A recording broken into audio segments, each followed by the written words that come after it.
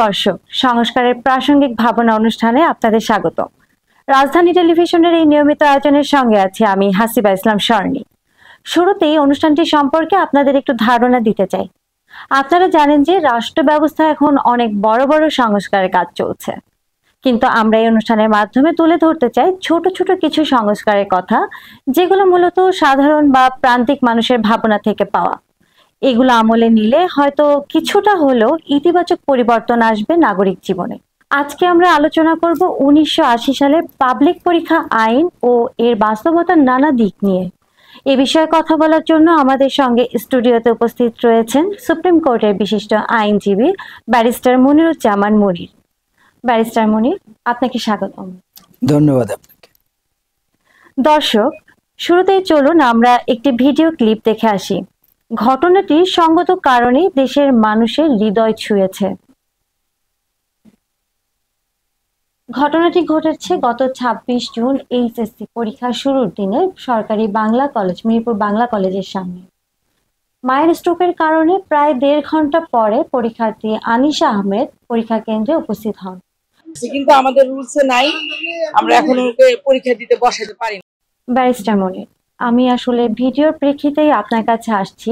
এই যে শিক্ষিকা যিনি বলেছেন নিয়মে নেই, আসলে নিয়মে নেই বলতে আপনি বিষয়টিকে কিভাবে ব্যাখ্যা করবেন, বা নিয়মে নেই বলতে আসলে তিনি এখানে কি বা বুঝিয়েছেন, নিয়মটা আসলে কি? ধন্যবাদ আপনাকে। আমি নিয়মে যাওয়ার আগে ছোট্ট করে একটা সাম আপ করছি। এই বছর HSC higher secondary certificate exam 12,51,000 something examinee দিচ্ছেন। তার মধ্যে সারপ্রাইজিংলি আমাদের ছেলে একটু কম, ওনারা হচ্ছেন 6,18,000, আর 6,33,000 মেয়ে পরীক্ষার্থী আমাদের আছে। তো এর মধ্যে আরো একটু বলে নেওয়া ভালো, এর মধ্যে কিছু মাদ্রাসার ছাত্রছাত্রী আছে, কিছু টেকনিক্যাল বোর্ডের ছাত্রছাত্রী আছে, এবং সারপ্রাইজিংলি 300-র মতো 293 জন এরা বাংলাদেশের বাহিরেও 8টা কেন্দ্রে বোধহয় এরা পরীক্ষা অংশগ্রহণ করছে। আমাদের এই বোর্ড জাতীয় সরকারি যে পাবলিক পরীক্ষা বলছি আমরা, ঢাকা বোর্ডের অধীনে, ঢাকা বোর্ড সহ বাংলাদেশের 11টা বোর্ডের অধীনে এই বোর্ডের পরীক্ষা তারা অংশগ্রহণ করছে।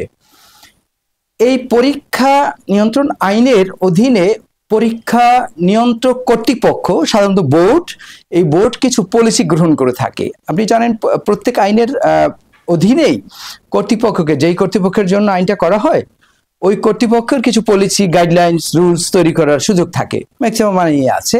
তো এখানে কিছু পলিসি তৈরি করার সুযোগ রয়েছে, এবং সেই মতে একদম কোট করে বলছি, 2025 সালের এইচএসসি পরীক্ষার জন্য 33 points directives Dhaka board publish করেছে।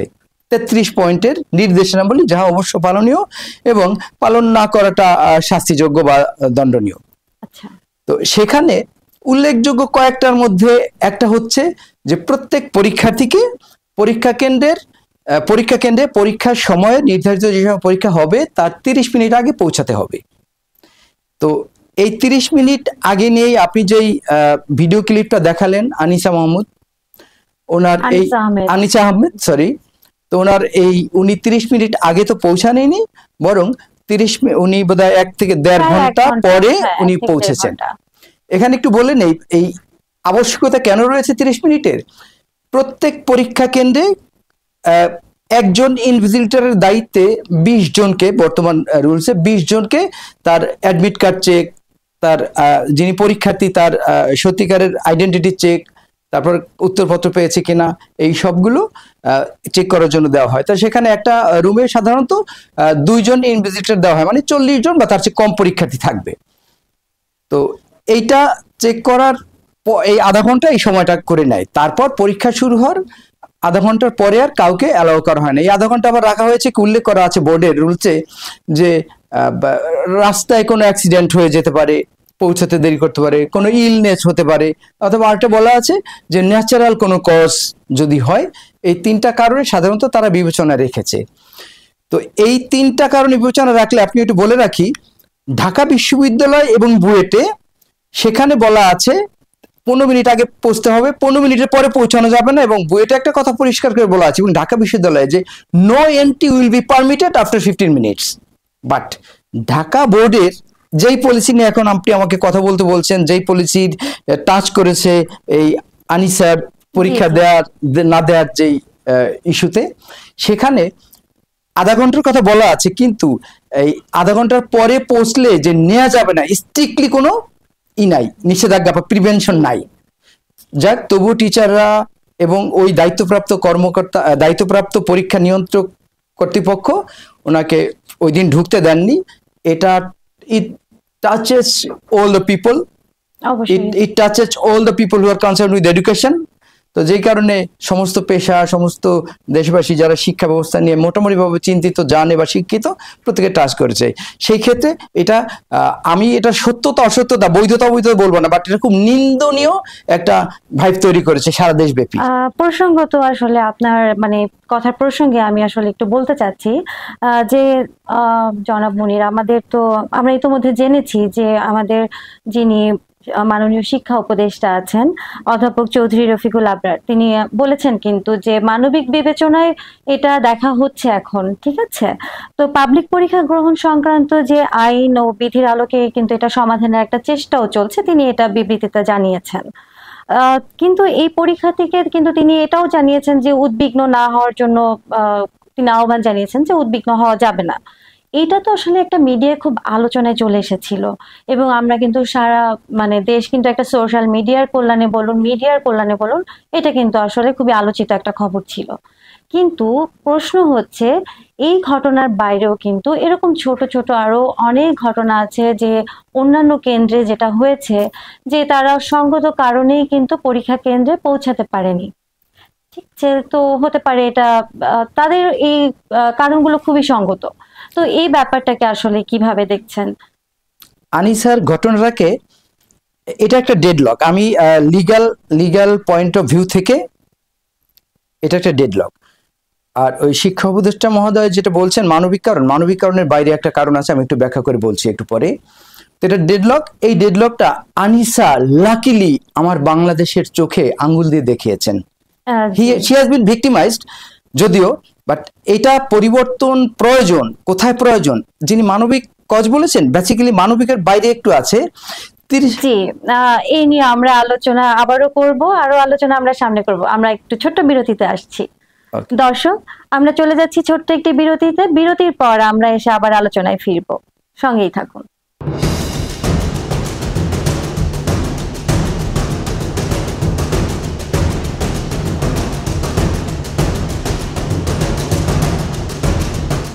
বিরতির পর আবারও আমরা ফিরে এসলাম অনুষ্ঠানে।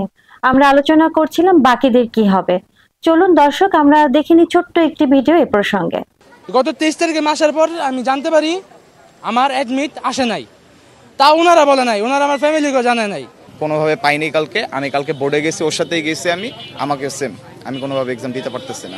তথ্য মতে এবার উত্তরা হাই স্কুল ও কলেজে 2 জন, উল্লাপাড়ায় 3 জন ও জামালপুরে 17 জন পরীক্ষা দিতে পারেননি প্রবেশপত্র জটিলতার কারণে। এছাড়া দেরিতে কেন্দ্রে যাওয়ায় চট্টগ্রাম, রাজশাহী সহ বিভিন্ন কেন্দ্রে প্রবেশ করতে দেওয়া হয়নি কয়েক পরীক্ষার্থীকে। শিডিউলটা দেখতে একটু সমস্যা হয়েছিল, এই জন্য টাইম শিডিউলটা দেখতে। এ বিষয়ে আপনার মন্তব্যটা কি? আচ্ছা, আমি শুরুটা এভাবে করি যে রাষ্ট্র এখনো দেশের নাগরিকদেরকে নির্দিষ্ট সময়ে নির্দিষ্ট গন্তব্যে পৌঁছানোর নিশ্চয়তা দিতে পারে নাই, সেই রাষ্ট্র এই ধরনের নিয়ম যে অ্যাকুরেটলি 30 মিনিটের মধ্যে পৌঁছতে হবে, এইভাবে যদি কোনো ব্যতিক্রম না রাখে, কোনো বিকল্প না রাখে, তাহলে সেই নিয়মও পুরোপুরি সফল হবে না। এটা হচ্ছে 30 মিনিটের সিস্টেম রেখেছে, এর বাইরেও উচিত বা প্রয়োজনীয়তা দেখা দিয়েছে, এর বাইরেও বিকল্প হিসাবে অ্যাকসেপ্ট করা। সেটা কি হতে পারে? একটু আগে যেটা বলেছি যে 30 মিনিটের পরে যারা আসবে, এটা ঢুকতে না দেওয়ার কারণ দুইটা। একটা হচ্ছে যেখানে অন্যান্য পরীক্ষার্থী রুমের ভিতরে তাদের ডিস্টার্ব হয় কিনা নতুন একজন ঢুকলে, আর দুই, যিনি পরবর্তীতে ঢুকেছেন তিনি পরীক্ষা কার্যক্রমের কোনো ম্যানিপুলেশন করেন কিনা। এই দুইটাই এক্সাম রুমের বাইরে সলভ করা সম্ভব। তার আইডেন্টি চেক করে তাকে নির্দিষ্ট সিটে বসতে দেওয়া যায় 30 মিনিট পরে যারা আসবেন চেক করে, এবং তাকেও জাস্টিফাই করা যায় যে তিনি ম্যানিপুলেশন করেন কিনা। এই বিকল্পটা এখন রাখার প্রয়োজনীয়তা দেখা দিয়েছে, কারণ ওই যে একটু আগে বলছি যে এর 30 মিনিটের মধ্যে পৌঁছানোর কথা, এর বাইরেও যুক্তিসঙ্গত কারণে এবং প্রকৃত গ্রাউন্ডসে আমি ন্যাচারাল প্রয়োজন কাজ নাই বললাম, যুক্তিসঙ্গত কারণে অনেকের দেরি হয়ে যেতে পারে, বাট এই একটু দেরির জন্য একটা ছেলে বা একটা মেয়ের পুরো জীবন, ওদের কাছে জীবন যুদ্ধ, সেই জীবন যুদ্ধ ওদেরকে হেরে দেওয়াটা বা হারিয়ে দেওয়াটা আমার কাছে যুক্তিসঙ্গত নয়। আরেকটা কথা আপনাকে একটু করে বলি যে ইন্টারমিডিয়েট পরীক্ষা যারা দিচ্ছে ওদের কাছে এটা জীবন, এসএসসি পরীক্ষা দিচ্ছে ওদের কাছে জীবন, তো ওরা ভাবে ওদের জীবনের গন্তব্যই ঘুরে যাবে। তো এই কারণে আমি মনে করি যে এটার সুযোগ আসছে এখান থেকে বের হয়ে আসার, এর বিকল্প রাখার। আচ্ছা, আমি এই কথার প্রেক্ষিতে আসলে যে কথাটা আসে যে এই যে 30 মিনিট আগেই কেন্দ্রে পৌঁছাতে হবে এমন একটা নিয়মের কথা বলা হচ্ছে, আসলে কি এই নিয়মটা কোথাও মানে উল্লেখ করা আছে, বিধি করা আছে যে আসলে 30 মিনিট আগেই পৌঁছাতে হবে, 30 মিনিট পরে গেলে আমার অসুবিধা হবে বা আমি পরীক্ষা দিতে পারবো না? শেষ অংশটুকু নেই, বলা আছে 30 মিনিট আগে পৌঁছাতে হবে। এটা আমাদের ডিরেক্টিভস যে নির্দেশনাবলী দেওয়া আছে বোর্ডের, এই বছর 2025 সালে যেটা দিয়েছেন 33 পয়েন্টস, তার মধ্যে এটা বলা আছে 30 মিনিট আগের কথা। কিন্তু 30 মিনিট পরে আসলে যে স্ট্রিক্টলি প্রহিবিটেড এইভাবে বলা নাই। সুতরাং একটা স্কোপ রয়ে গেছে 30 মিনিটের পরেও বিশেষ বিবেচনায় এবং প্রকৃত কারণ বিবেচনায় ছাত্রছাত্রীদেরকে অ্যালাউ করা যেতে পারে। আচ্ছা, তাতে পরীক্ষার নিরাপত্তা অথবা ম্যানিপুলেশন একটা লঙ্ঘিত হবে বলে মনে হয় না। জি, আসুন তাহলে মানে আমরা এই উত্তরে জানার আগে আরেকটি ভিডিও আমরা একটু দেখে আসতে চাচ্ছি। নিয়ম হচ্ছে যে পরীক্ষা শুরুর অন্তত আধা ঘন্টা অর্থাৎ 9:30টার মধ্যে প্রত্যেক শিক্ষার্থীকে তার কেন্দ্রে উপস্থিত হওয়ার জন্য নির্দেশনা দেওয়া হয়েছে। ফলে এমসিকিউতে কেউ যদি অ্যাটেন্ড না করে তাহলে সেই পরীক্ষাতে সে ফেল বা অকৃতকার্য হিসাবে গণ্য হয়। কেন্দ্র সচিব পরিস্থিতি বিবেচনায় কোনো শিক্ষার্থী যদি দেরি করে, তার পারিপার্শ্বিক অবস্থা শুনে যদি মনে করে যে তাকে দেওয়া উচিত তাহলে দিতে পারে।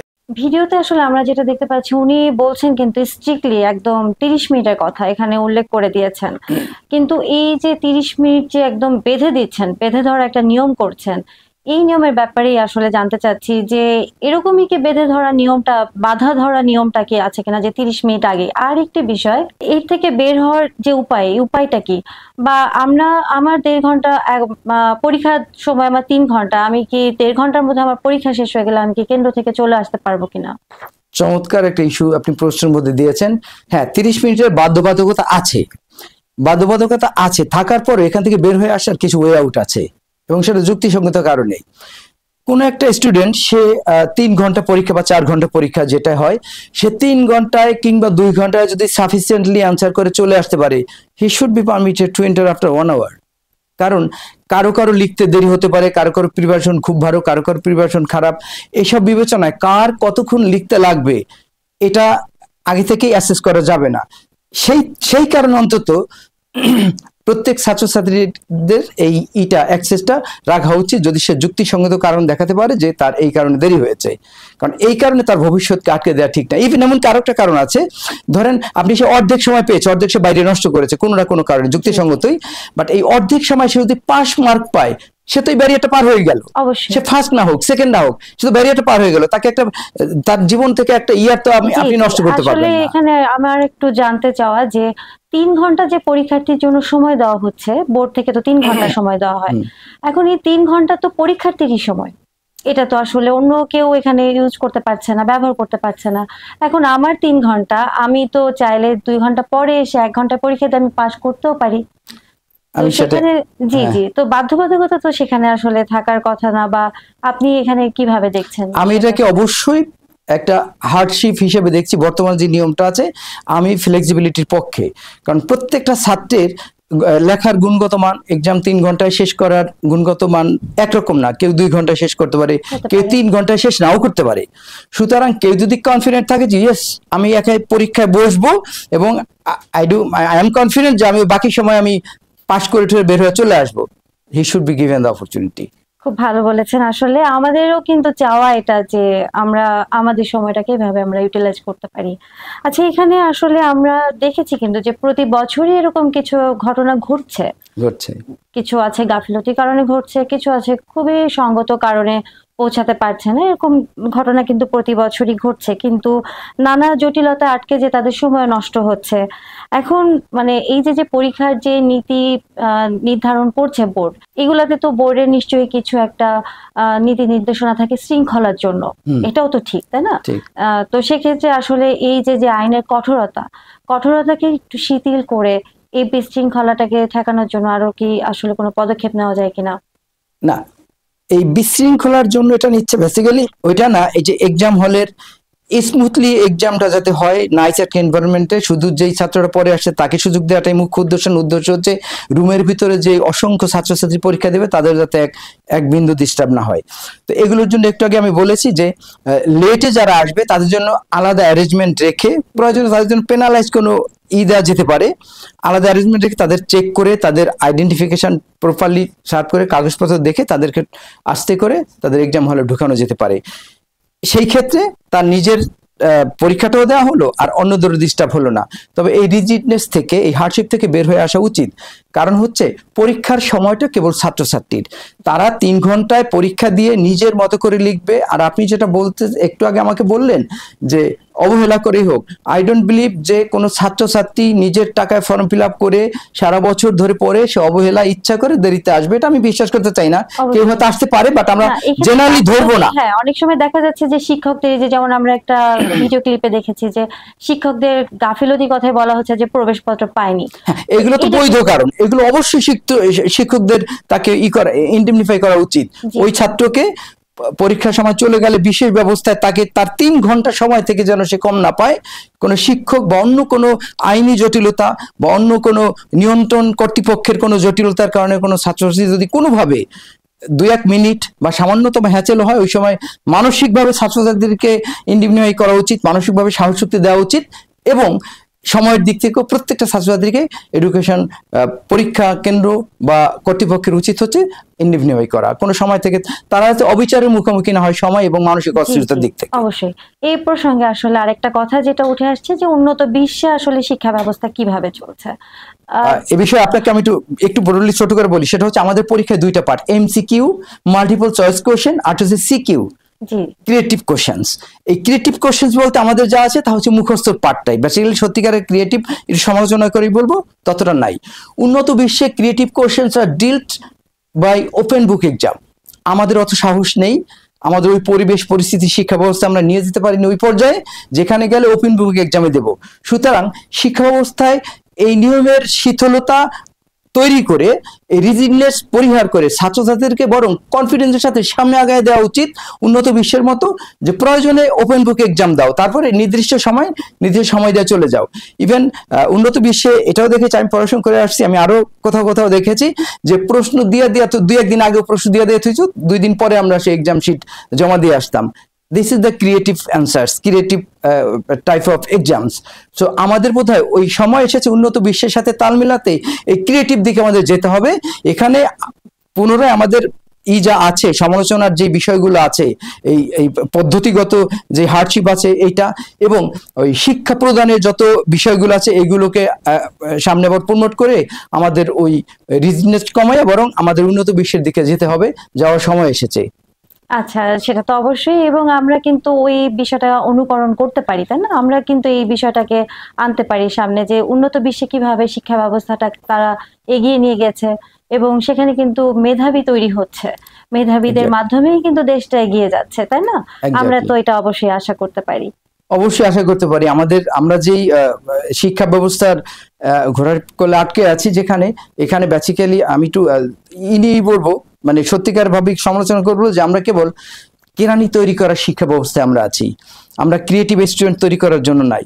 যে ল পড়বে তাকে লয়ার হওয়ার জন্য আমরা তৈরি করছি না। যে মেডিকেলে পড়বে সে, এখন আপনি শুনতে পাচ্ছেন, সে বিসিএস দিচ্ছে, সে অমুক জায়গায় পড়ছে, যে বুয়েটে পড়ছে তারা অসংখ্য অ্যাডমিনে যাচ্ছে, পুলিশে যাচ্ছে। তার মানে হচ্ছে কি যে আমরা সত্যিকারের উদ্দেশ্যপূর্ণ যে শিক্ষা সেটা আমরা এখনো দিতে পারছি না, একদম টপ টু বটম পর্যায়ে। সুতরাং আমাদের উচিত এবং আমাদের সময় আসছে একটা দাবি, আমাদের সময়ের দাবি যে আমরা যাতে শিক্ষা ব্যবস্থার রিজিডনেস কমাইয়া ক্রিয়েটিভ এডুকেশন দিয়া সৃজনশীল এবং প্রতিভাময় ছাত্রছাত্রী তৈরি করতে পারি, যাতে করে বিশ্বের যে সব কন্টিনজেন্সিস আছে, যেসব নেসেসিটি আছে, এইগুলোর সাথে এই ছেলেমেয়েরা কপ করতে পারে। জি জি, মানে আসলে বিষয়টা এরকম যে আমি যে সাবজেক্টে পড়াশোনা করেছি আমাকে ওই ফিল্ডগুলো তৈরি করতে হবে, কারণ এই ফিল্ডগুলো যদি না থাকে তাহলে তো আসলে আমার মেধাটাকে আমি ওখানে সঠিকভাবে কাজে লাগাতে পারছি না। কেউ কেউ সমালোচনা করছে যে এই ফিল্ড নাই, আমি তো এখানে পড়েছি, তো আমার কি হবে দেশে থেকে। না, শিক্ষার উদ্দেশ্য শুধুমাত্র ওই ফিল্ডে কেরানিগিরি করা না, ওই ফিল্ডের এবং ওই ফিল্ডের ডালপালা তৈরি করাও, তাই না?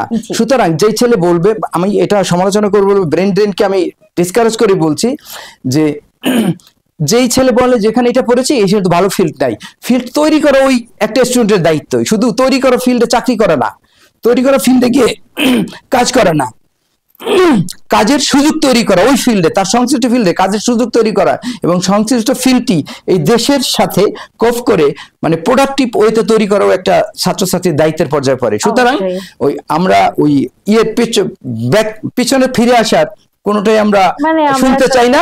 আমরা সামনে এগিয়ে যেতে চাই, প্রগতি এবং শিক্ষা সর্বোচ্চ স্তরে in cooperation with the western world.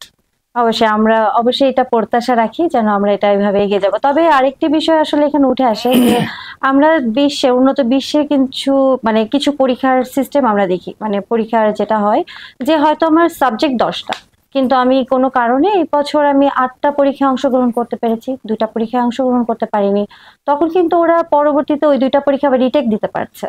বা দেখা যাচ্ছে যে আমি ওই 2টা সাবজেক্ট পরীক্ষা দিয়েছি কিন্তু রেজাল্ট খারাপ হয়েছে, আমার একটা অপশন আছে যে আমি রিটেক দিয়ে ওই 2টা সাবজেক্টে আমি ভালো রেজাল্ট করে আমি পরবর্তী ধাপে চলে গেলাম। কিন্তু আমাদের দেশে তো আসলে এরকম কোনো সিস্টেম আমাদের নেই এখনো পর্যন্ত।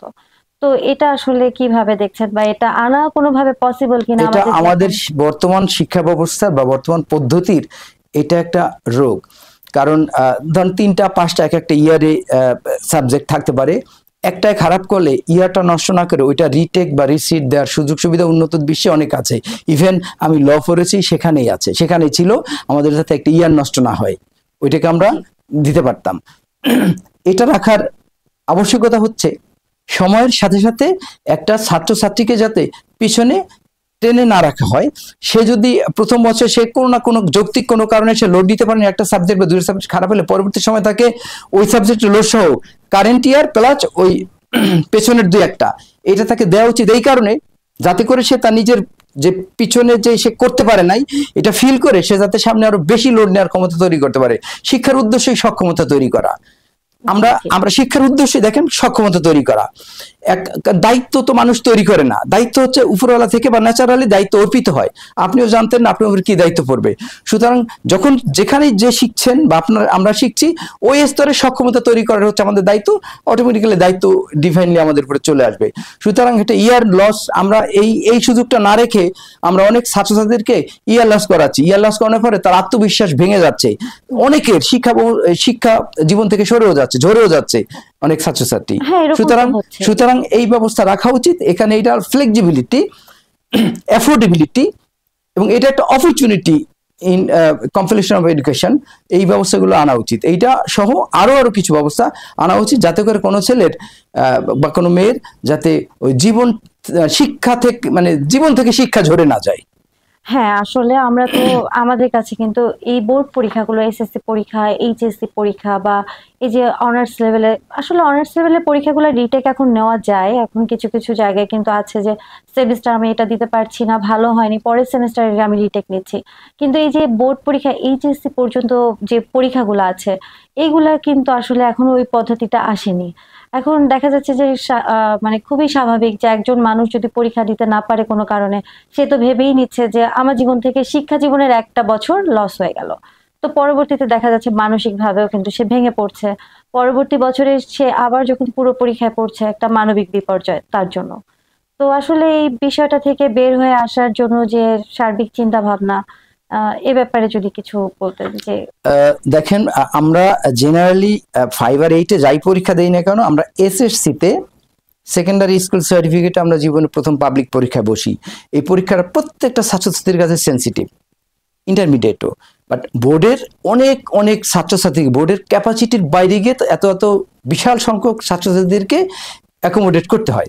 আমি জানি যে এটার জন্য তাদের বেশি সুযোগ সুবিধা দিয়া বা বেশি ওপেন তাদের রাখা সম্ভব না, কিন্তু এটা এখন এটা আরো আগে থেকে একটা সময়েরও দাবি যে যারা সত্যিকারের কারণে যারা ব্যর্থ হয় সবগুলো পরীক্ষা দিতে, তাদেরকে বাইরে বিশেষ বিবেচনায় বা বিশেষ কোনো পদ্ধতি অবলম্বন করে তাদেরকে অ্যাকোমোডেট করা। কারণ হচ্ছে আমাদের রাষ্ট্রের লক্ষ্য হচ্ছে, রাষ্ট্রে যে এত টাকা ইনভেস্ট করছে, লক্ষ্য হচ্ছে প্রত্যেক নাগরিককে যেন শিক্ষা দিয়ে সুনাগরিক তৈরি করতে পারে। সেখানে একটা ছেলে বা মেয়ে পরীক্ষা যৌক্তিক কারণে মানে না দিতে পেরে হতাশ হবে, সে তার সুনাগরিক হওয়ার পথে, তো এটা তো বিরাট বাধা। সুতরাং রাষ্ট্রেরই উচিত এখন এই বাধা কিভাবে অতিক্রম করা যায়, কিভাবে যৌক্তিক কারণে যেসব পরীক্ষার্থীরা ব্যর্থ হয় পরীক্ষা কম্পিটিশনে তাদেরকে সুযোগ দেওয়া যায়, এটা রাষ্ট্রের বোধহয় সময় আসছে। রাষ্ট্র এটা নিয়ে ভাবা উচিত। শিক্ষা ব্যবস্থার সাথে, রাষ্ট্রের শিক্ষার সাথে যারা সংশ্লিষ্ট আছেন তাদের সবার এটা নিয়ে ভাবা উচিত, যাতে করে একটা সুনাগরিক তৈরি হওয়ার পথে রাষ্ট্রকে ইনভেস্ট করে, সেখানে যাতে একটা হতাশ, একটা আত্মবিশ্বাসহীন, শিক্ষাহীন একটা নাগরিক তৈরি না হয় শুধুমাত্র এই জটিলতার কারণে। এটা খুব বড় বিষয় না কিন্তু। আর এমনকি এইটা থেকে বের হয়ে আসলে যদি একটু সুযোগ সুবিধা দেওয়া হয়, সেটা কিন্তু রাষ্ট্রের কোনো আইন ভঙ্গ হচ্ছে না, রাষ্ট্রের জন্য বিরাট বেগ পাইতে হবে না, কিন্তু শুধু সিম্পল একটা ম্যাটার জাস্ট একটু ওয়ে রাখা। সেদিক থেকে কি একটা আইন প্রণয়ন করা যায়, বা আইন প্রণয়ন বলেন অথবা পলিসির পরিবর্তন বলেন, এটা ওইখানে ঘাটলেই পরে দেখা যাবে। অথবা তারা একটা পরিকল্পনা করে যেতে পারে, একটা পদ্ধতি যা আছে সেই পদ্ধতির পরিবর্তন করতে পারে, বা নতুন একটা পলিসি করতে পারে যে যৌক্তিক কারণে যারা উইলফুল ডিফল্টার না, স্বেচ্ছা যারা পরীক্ষা দিতে পারে না এমন না, যৌক্তিক কারণে যাদের এরকম পরীক্ষায় বিঘ্ন ঘটে তাদেরকে এনকারেজ করবে যে বাকি পরীক্ষাগুলো তারা যাতে রাইটলি এবং অ্যাকর্ডিংলি দিয়ে যায়। যেটা খারাপ হয়েছে সেটার তথ্য সহ তারা যাতে যৌক্তিক কারণ সহ ব্যাখ্যা সম্বলিত অথরিটি থাকবে তার কাছে তারা প্রেয়ার করলেই তাদেরকে রিসিট হোক, রিঅ্যাসেসমেন্ট হোক, তাদেরকে ওই বৈতরণী পার করে দেওয়া যেতে পারে। সেই ক্ষেত্রে রাষ্ট্র এই হার্ডওয়ার্স থেকে বের হয়ে আসতে পারবে। রাষ্ট্র শিক্ষিত জনগোষ্ঠী তৈরি করার যে একটা লক্ষ্য উদ্দেশ্য, যেভাবে রাষ্ট্রের ট্যাক্সের টাকা খরচ করে যে উদ্দেশ্য রাষ্ট্র শিক্ষা বিতরণ করে, সেটা সফল হবে, সার্থক হবে। ব্যারিস্টার মুনির, আপনাকে অসংখ্য ধন্যবাদ আমাদের সাথে আসলে এই অনুষ্ঠানে যোগদান করার জন্য এবং চমৎকার কিছু কথা আমাদের। আমি একটা ছোট্ট করে কি আমি একটা দুইটা কথা বলতে পারি একটু? জি অবশ্যই। আচ্ছা, এটা হচ্ছে যে আমি তামিলনাড়ুর একটা সত্যি গল্প অবলম্বনে একজন শিক্ষকের গল্প বলি। প্রাইমারি লেভেল থেকে হায়ার লেভেলে একটা ছাত্র পার করে চলে যাচ্ছে, তাই বিদায় অনুষ্ঠান হচ্ছে। সেখানে এক ছাত্রকে হাঁটু গেড়ে এক শিক্ষক তাকে বিদায় দিচ্ছে আর বলছে, তুমি এখন হায়ার স্কুলে যাবে, অনেক বড় বড় শিক্ষা পাবে, বড় বড় টিচার পাবে, জীবনে অনেক বড় কিছু হবে, অনেক রাষ্ট্রের অনেক দায়িত্বপ্রাপ্ত অনেক বড় কর্তা হবে। সেদিন তোমাকে কেউ যদি বলে যে তুমি কোথায় কোথায় পড়েছো, সেদিন তুমি আমার নামটাও বলো প্লিজ। এই যে শিক্ষকের চাওয়া, তার ছাত্র বা দেশের সবচেয়ে বড় বড় বিদেশের সারা বিশ্বের সবচেয়ে বড় বড় পজিশনে যাবে, তার মুখ থেকে যেন শুনে যে সে আমার টিচার ছিল। এই যে শিক্ষকের চাওয়া, এই চাওয়াটা শিক্ষকদের মধ্যে ফিরিয়ে আনতে হবে। এটা হচ্ছে একটা মোরাল স্ট্যান্ডার্ড যেটা ফিরিয়ে আনতে হবে। তাহলে শিক্ষা কখনো কর্পোরেট হবে না, তাহলে আমাদের জাতি শিক্ষিত হবে এবং এই শিক্ষিত জনগোষ্ঠী সুনাগরিক হবে। চমৎকার, আসলে বক্তব্যটা খুবই গুরুত্বপূর্ণ, কারণ শিক্ষক যদি কর্পোরেট হয়ে যান সেক্ষেত্রে কিন্তু আসলে শিক্ষা ব্যবস্থাটাও প্রপারলি আসবে না, বা সঠিকভাবে সেভাবে শিক্ষাটা প্রদান করা যাবে না। শিক্ষাটা আসে মন থেকে, আসলে যে আমি শিক্ষাটা প্রদান করব আমার স্টুডেন্টকে, আমার শিক্ষার্থীকে, বা যিনি আমার কাছে শিখছে সে যেন খুব ভালোভাবে আমার কাছ থেকে মানবিকভাবেও যেমন মানে নৈতিকতা শিখে, পাশাপাশি আমাদের একাডেমিক শিক্ষাটাও যেন সেভাবে অর্জন করতে পারে, যেটা দেশের জন্য খুবই প্রয়োজন। তাহলে সে সুনাগরিক তৈরি হবে। আর দেশ চাই সুনাগরিক তৈরি করার জন্য মূলত দেশ শিক্ষায় ইনভেস্ট করে। একটা ছাত্র চাকরি পাবে বলে শিক্ষা রাষ্ট্র তার পিছনে টাকা খরচ করে না। তাকে শিক্ষা দেওয়ার জন্য বিদেশ থেকে টাকা দিয়ে পিএইচডি করে আর শিক্ষক আনে না, শুধুমাত্র সে সুনাগরিক হবে, দায়িত্ববান নাগরিক হবে। তাইলেই শিক্ষা প্রদানের সত্যিকারের যে উদ্দেশ্য রাষ্ট্রের, সেটা সফল হবে। আমরা একদমই শেষ পর্যায়ে আসলে অনুষ্ঠানে। তো আপনাকে অসংখ্য ধন্যবাদ আমাদের সাথে আপনার খুবই গুরুত্বপূর্ণ কিছু সময় দেওয়ার জন্য এবং গুরুত্বপূর্ণ কিছু আলোচনার জন্য। ধন্যবাদ আপনাকেও। প্রিয় দর্শক, আমরা এতক্ষণ শুনছিলাম পাবলিক পরীক্ষা আইন ও এর বাস্তবতা নিয়ে। শিক্ষা মানুষকে আলোকিত করে, তাই শিক্ষার্থীর এই আলোকযাত্রা যেন হয় স্বাচ্ছন্দ্যময় ও সাবলীল, এমনটাই হওয়া প্রত্যাশা সবার। এজন্য প্রয়োজনে আইনি সংস্কার ও বিধি সংস্কার এখন সময়ের দাবি মাত্র। আজ বিদায় নিচ্ছি, দেখা হবে আবারও কোনো প্রাসঙ্গিক সংস্কার ভাবনা নিয়ে। সে পর্যন্ত সবাই ভালো থাকবেন, সুস্থ থাকবেন।